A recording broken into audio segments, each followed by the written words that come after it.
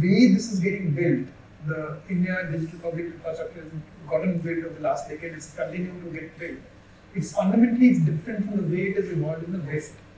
Very much. Very different. Yeah, okay? And it's much better in many ways. But if you could explain what are those fundamental differences and why this is the way to go. I think that it's very important to watch the digitization of overall digitization of the world itself, right? Post-internet. Pre-internet, it was primarily enterprises, large enterprises like large banks, Citibank, JP Morgan, or all Bank of America would buy an IBM computer, IBM mainframe, or large computers like that, and only few people could do it, and they would digitize. So they would digitize. What are they digitizing? Digitizing their workflows, internal workflows and so on. Or large manufacturing people will do it. Very expensive proposition, few large enterprises did. Internet opened up that, democratized it much more in terms of starting the digitization, where online shopping and all that things started off, right? But subsequently cloud computing democratized computing itself. So you don't have to buy a computer, buy an IBM. You can get as much power of IBM on a cloud, right? If you want, as you want. Computing is elastic in cloud. That's what happened. So as layers got democratized, innovation went exponential. That's what we see with internet and GPS and cloud, and then of course smartphone. With every human being now walking around with a supercomputer in their hand, it's just crazy stuff that's going to happen. It's not yet happened.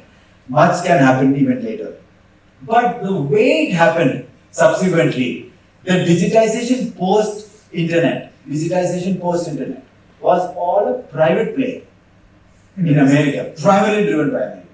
Okay, American company drove that really well, and from the valley, brilliantly well. Cloud, Amazon Cloud, or Amazon Shopping, or Google, and all the Yahoo before that, and we have folks from Yahoo here. I can see my friend home here.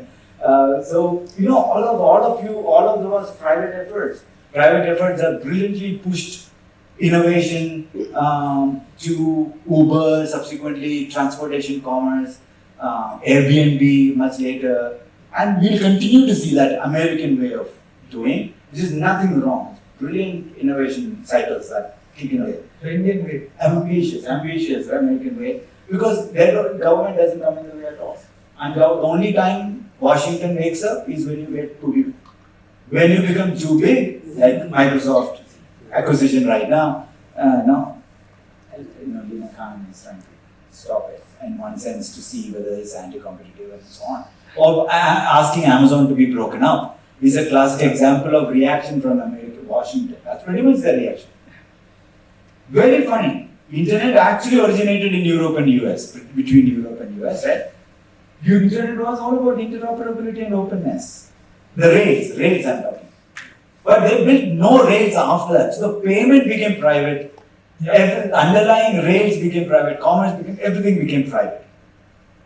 In Europe, China, it's better to speak China then.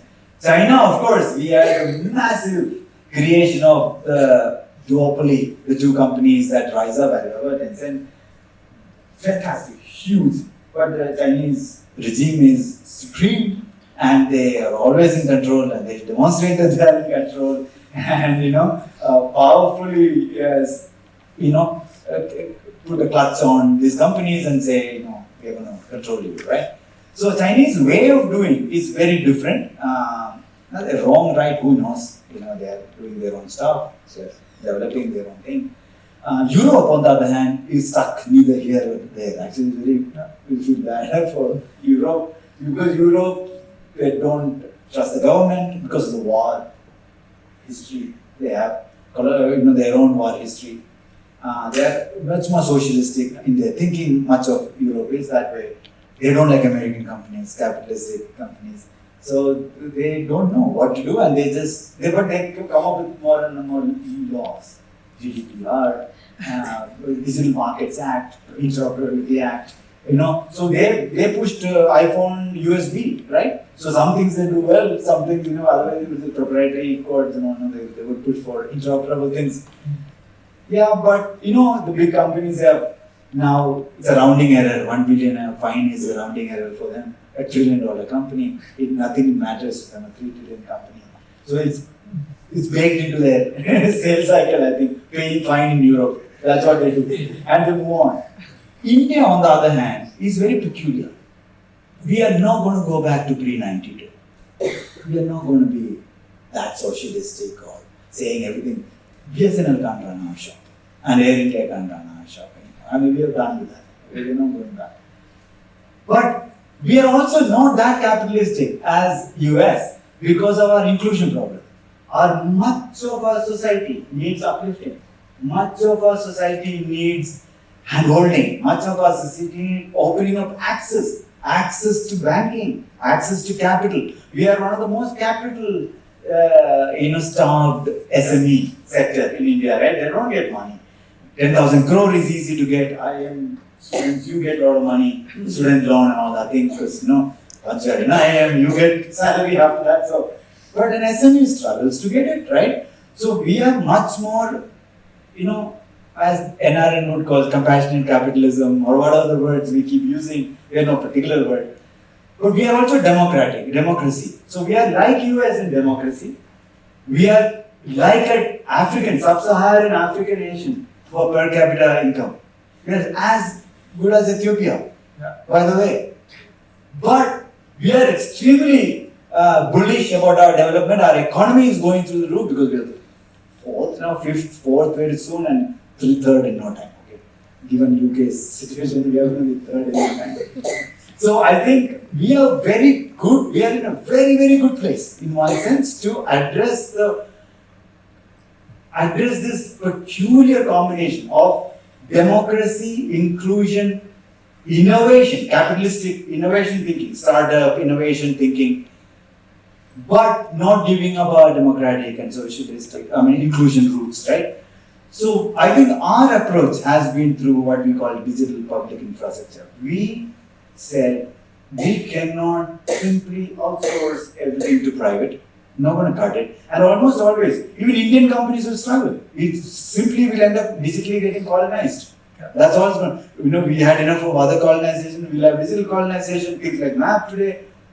We have no play. We have no play. We have only one company driving the entire map. Map is no more a wartime tool. Is no more a tool. It's an economic asset. But it's outsourced, right? We are completely given up. So we have to do much more. But we said this bullishly. I think Aadhaar gave that belief that we can build our own digital public rails, money rail, commerce rail. That brings, what does it bring? Level playing ground, some sort of level playing ground for our own innovators. Bring inclusion through interoperability and also scale. Our scale and diversity is not uniform like population scale. Yeah, population scale, and it's like all of Europe put together. Even beyond that, right? So many languages, so much of culture, so much diversity, so much differences. One solution, one platform won't cut it. So we were very focused on building, like the way we built telecom network, like the way we built internet. We were building payment network, and commerce nets, and health network, and so on, but not solutions. We were simply driving protocols and standards like HTTP and HTML. In the case of health and education, to say, now it's your problem.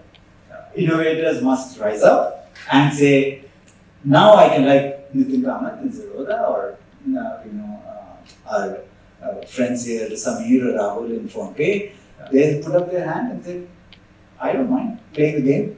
And here's a playground for us to play as a billion people waiting for the solutions to come to them. And therefore, India's digital journey is very different, as you just explained, from everyone else. And that's why we are able to inspire African nations, LATAM, South Asia, because global South is very similar. And G20 presidency that we have this year is a good kind of springboard for that. The government is also using it well. I've attended a few forums, and there's a lot of interest, a lot of pull in what's happening in India. Now you've also starting some institutional efforts to really enable that kind of offering to the world and sharing the learnings. Yes, and G20 effort, definitely we brought the idea of DPI, digital public infrastructure as a means to create inclusion and innovation. Not inclusion at the cost of innovation, government doing everything, or innovation at the cost of inclusion, where only private players are playing and they will play only to the top of this pyramid because they are paying and capable people, right? So,